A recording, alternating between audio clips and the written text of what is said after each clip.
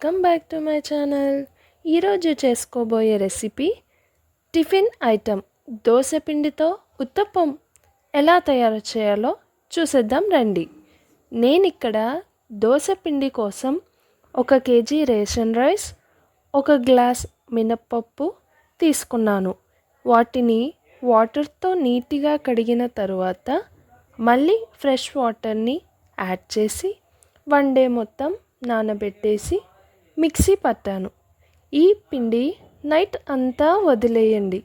Next day morning dosa పిండి ready అవుతుంది. సరిపడేంత పిండిని ఒక బౌల్లో వేసి టేస్ట్కి సరిపడేంత ఉప్పు, కట్ చేసి పెట్టుకున్న 3 లేదా 4 ఉల్లిపాయలు, కొంచెం కొత్తిమీర, కొంచెం కరివేపాకు, 2 పచ్చిమిర్చి వేసి అంతా కలిసేలాగా కలుపుకోండి. తరువాత ఇప్పుడు స్టవ్ ఆన్ చేసి ప్యాన్ పెట్టి ప్యాన్ హీట్ అయిన తర్వాత ఒక ఆనియన్తో ప్యాన్ మీద కొంచెం వాటర్ వేసి అంతా రబ్ చేసుకోండి. అప్పుడే ఉత్తప్పం ప్యాన్కి అంటుకోకుండా ఫ్రీగా వస్తుంది. ఇప్పుడు మనం ప్రిపేర్ చేసి పెట్టిన పిండిని తీసుకొని ప్యాన్ మీద నేను చూపించే విధంగా వేసుకోండి.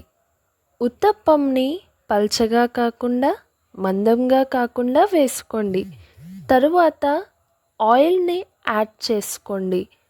ఉత్తప్పం 2 వైపులా గోల్డెన్ కలర్ వచ్చే వరకు కాల్చుకోవాలి. అంతేనండి, ఉత్తప్పం ఈజ్ రెడీ. మీరు కూడా ట్రై చేయండి. ఎలా వచ్చిందో కామెంట్ సెక్షన్లో షేర్ చేయండి. మీకు మరిన్ని కుకింగ్ వీడియోస్ కావాలంటే డిస్క్రిప్షన్లో లింక్స్ని ప్రొవైడ్ చేశాను, చూడండి. Thanks for watching.